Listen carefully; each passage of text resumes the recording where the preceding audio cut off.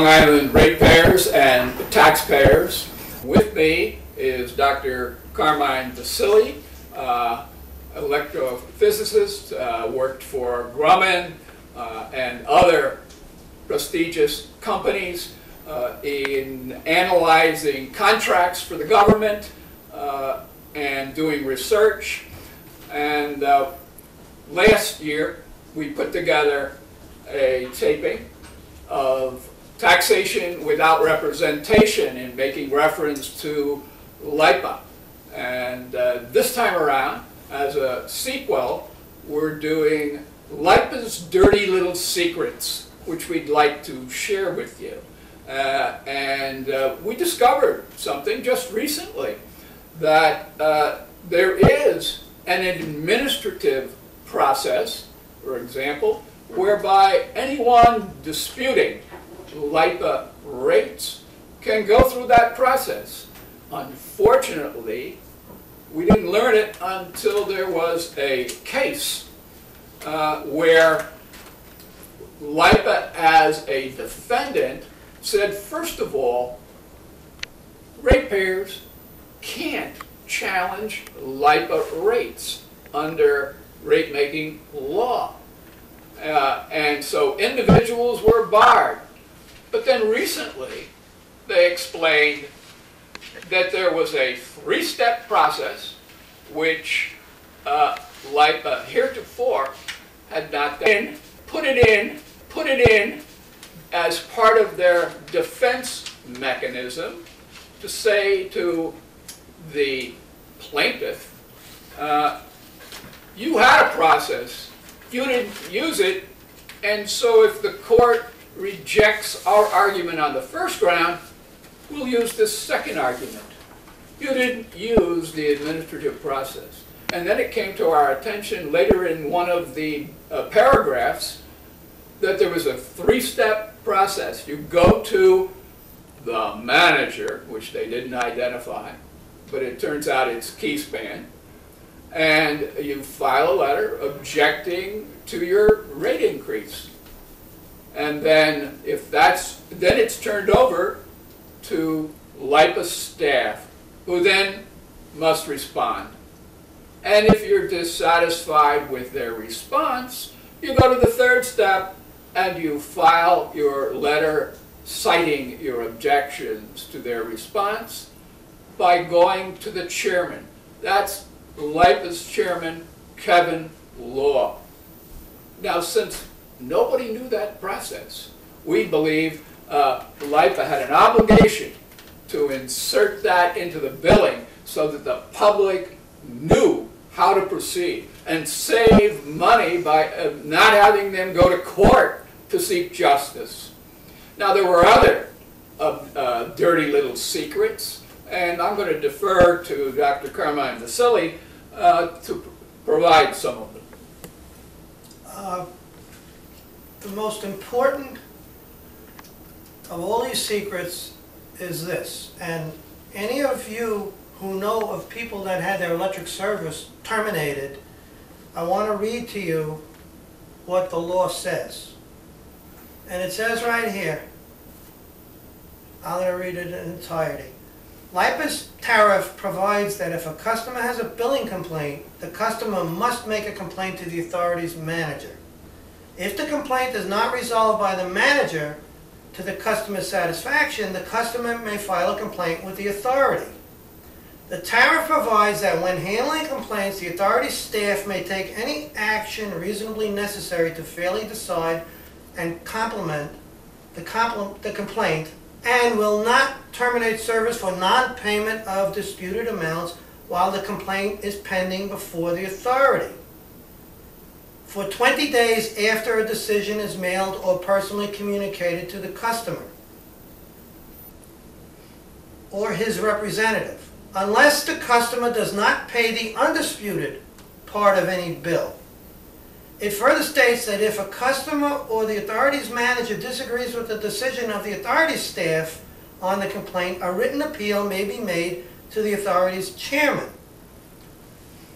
An electric service will not be terminated for non-payment while the appeal is pending before the authority's chairman unless the customer fails to pay the undisputed amount. Now, I'm one of the ones that didn't pay the bill. When the bill collector came to my house and threatened to turn off service, he never informed me of my rights under this law. This is the law. I sued in small claims court, and that was discussed in the last presentation, taxation without representation. Now, this is very important because I know of people that had businesses and they could not afford to pay LIPA's bills, and they were turned off. All they had to do was write an appeal to the LIPA chairman, and they could not have been turned off. Now, yesterday, I filed a notice of appeal to Kevin Law. And Peter Quinn and I, we were before the Suffolk County Energy Committee, and none of them ever heard of this process. Not even the LIPA watchdog, Joe Schroeder, knew of this appeal process. And apparently, Kevin Law himself did not know about this. And in fact, Peter Quinn brought me before the Suffolk County Executive Levy on November 17th to ask for him to intervene in the pending class action litigations. There were 4 class actions. And I'll let Peter Quinn explain to you what happened at that meeting. Well, it turns out nothing. In the sense that the county executive didn't carry out the responsibility of a municipal leader. According to certain legal rate-making processes, the county executive has the right to file under Article 78 in the filed rate doctrine to intervene in rate cases on behalf of customers. Municipal governments can. Individuals cannot. And that's where people who decided to go to court made the mistake. But of course, they made the mistake because they didn't know there was an administrative process for their being able to seek rate relief from LIPA. But let me, is that okay if I shift now to another point? Okay, well, let's bring up the fact that LIPA is working with Brookhaven Town and with a private company called Caseness, in which they decided that they wanted to build a 346 megawatt generating plant in Yaphank in Brookhaven Town. Now, there was a discussion a year ago, more than a year ago, that they would provide pilot payments in lieu of taxes to both Brookhaven Town as community funds and to the private company utility to be sited there, the generating plant to be sited there. And it turns out that it started out as a number, $137 million. Then it went quietly to $152 million, all without having LIPA put a resolution before its board. They didn't do that until January of this year. And by resolution, they proposed $185 million to be given to Brookhaven Town and to the private utility. And it was approved unanimously. And at that meeting, I described it as a bribe. Richard Kessel, the CEO, responded. Turns out, we discovered much later that my comments and Kessel's comments were expunged from the written record. The minutes didn't show either of our comments. To my mind, that is tampering with a legal document. And that's a federal offense. but they've never changed that. In addition, there was no meeting in February, and in March we discovered that it wasn't 185 million, it was 201 million. And as a result, we believe that LIPA has used our ratepayer money to provide for a town in Brookhaven and to provide for a private company. And we believe that that money should be returned to ratepayers as an unjust action by LIPA to a private company. I'd like to add a little to that. We first learned of some of these details in a lawsuit that East End Property versus the Brookhaven Town Board. Now, what I want to read to you is what I had put up a few minutes ago.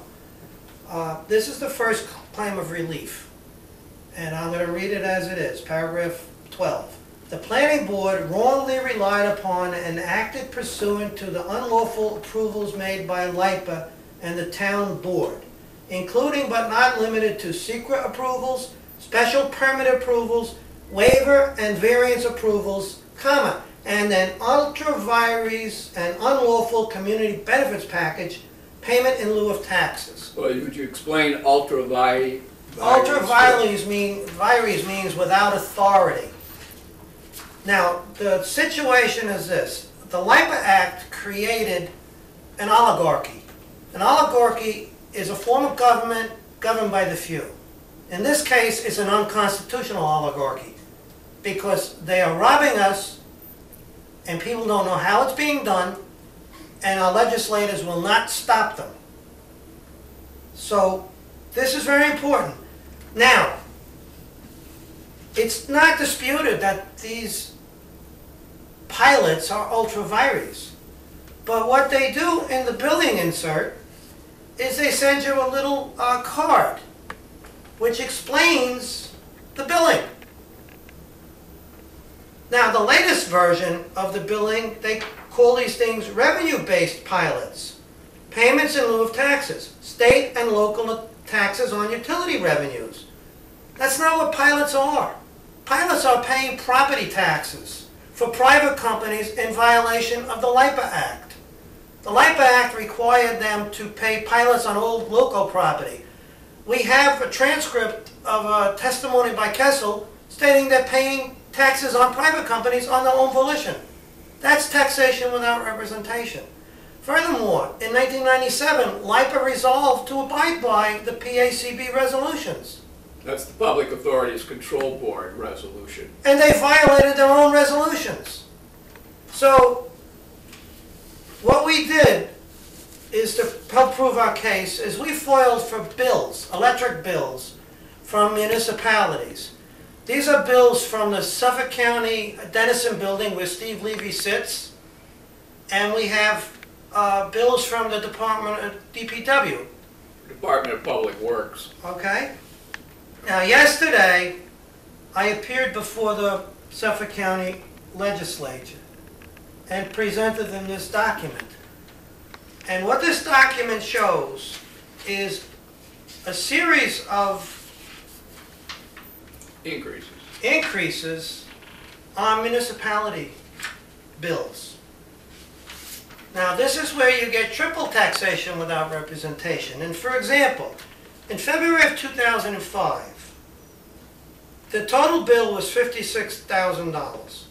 Of that, 28% went to fuel surcharges, in violation of LIPA's own resolution.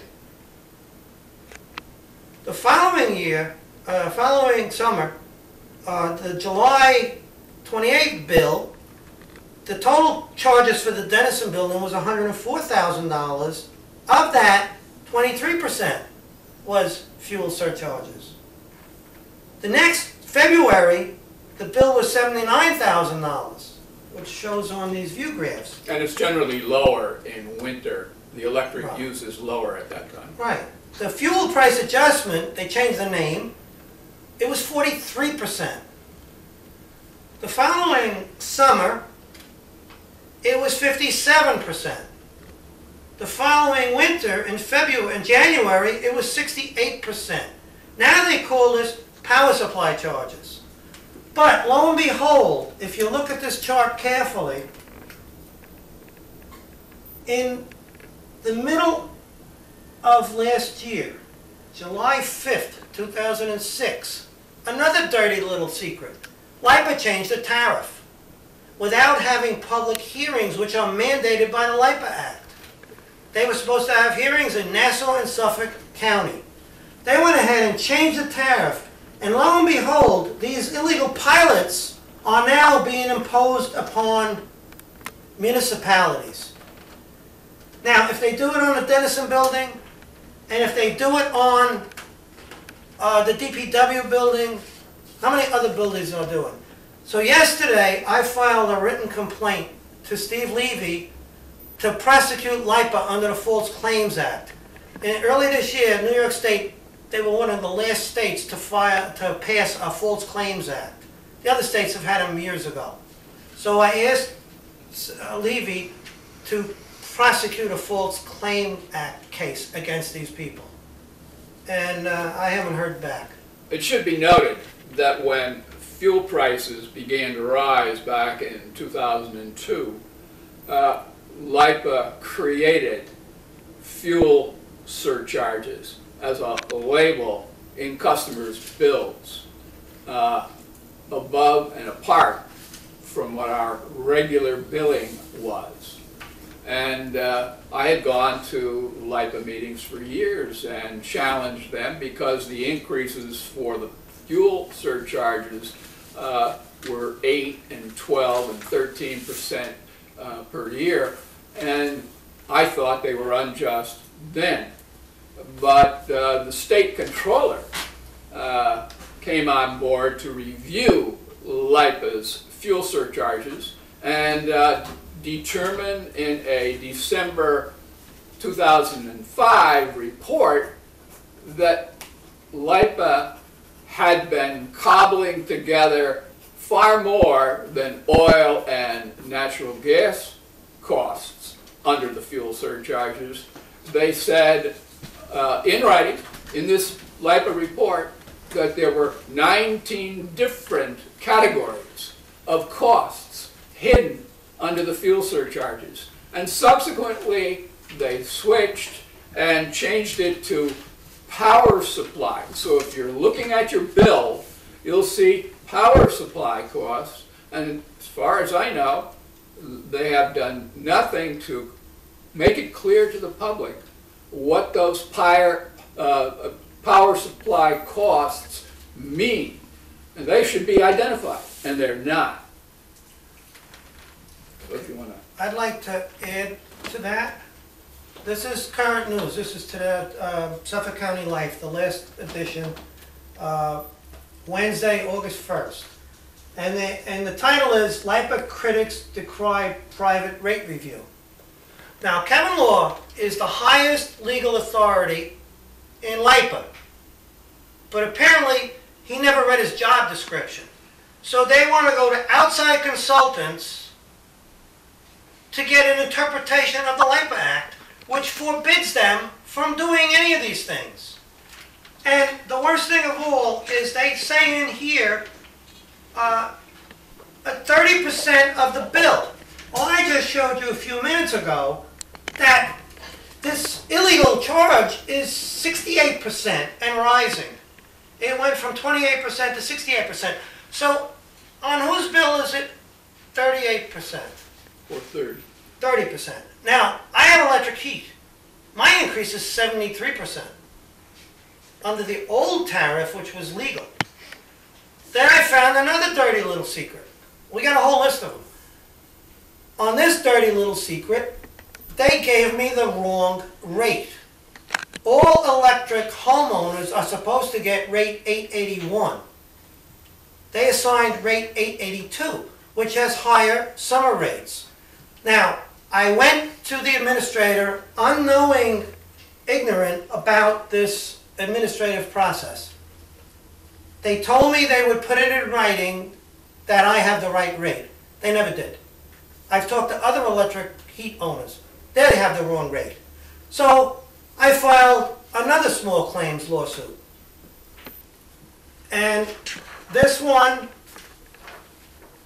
I named LIPA, Kedley, and the IDA, the Suffolk Brookhaven Town IDA. They are the ones that are going to loan the pilots for Caithness, $200 million worth.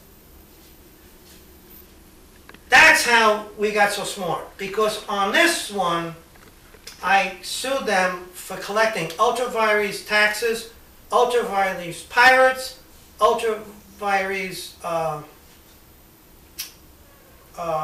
sales taxes on these illegal taxes, and all pursuant to an ultra-vires tariff. That means all without authority. Now, this is what I got hit with. This is an affirmation, a motion to dismiss, and LIPA wants costs for me suing them in small claims court. I wanted to bring up another point, if I may, or did you finish? Let me just Okay. finish quick. Now, last year, when I sued LIPA, they hijacked my case to Nassau County. They never mentioned anything about these administrative processes. But in this motion to dismiss, the whole last section, Exhibit F, is case law after case law. I'm not the first one to sue LIPA in small claims court. There's been a cadre of people suing these people. And in every case, they were kicked out because they didn't follow the administrative procedure. That's because they didn't tell anybody about it. There are a couple of other pivotal issues. Keyspan, last October, filed before the Public Service Commission for a rate increase in 10 categories. That's not been well publicized, but they seek, despite a report in yesterday's Newsday, that there will be cuts over the next several years in natural gas prices. The fact is they filed for a rate increase of over double the current costs in 10 different categories. And finally, I want to address, well, there are cleanup costs associated with over 20 different manufactured gas plants, and it's estimated that it will cost $1 billion to $1.4 billion. And finally, there is the critical issue before the Public Service Commission where National Grid and Keyspan seek to have a merger, and we've been told that the interest costs are 2.5 to 3 times what the principal cost of 11.8 billion is. That means the interest will be over 30 billion, and the total cost heaped on ratepayers, both electric and gas ratepayers, will be over $45 billion. That needs to be addressed, and hopefully you who are listening and watching will contact your public officials. Can I sum up? Okay, to sum up, when I suggested at the last show to sue everybody should sue in a small claims court, that's wrong. I have to retract that. I did not know about this administrative process. So what I did yesterday is I had to withdraw some of my complaints that are covered by the legitimate tariff. I am not withdrawing my complaints pursuant to the illegal tariff that was passed last year. And then I filed a notice of appeal. Now, the most important thing is the class action lawyers sued over about $1.5 billion in illegal surcharges before a judge that did not have jurisdiction. So any of you that are members of that class should withdraw and withhold payments, do not pay any bills, because they can't shut you off, and file the procedure of the administrative process. And I think that pretty much covers it. Thank you. Thank you very much.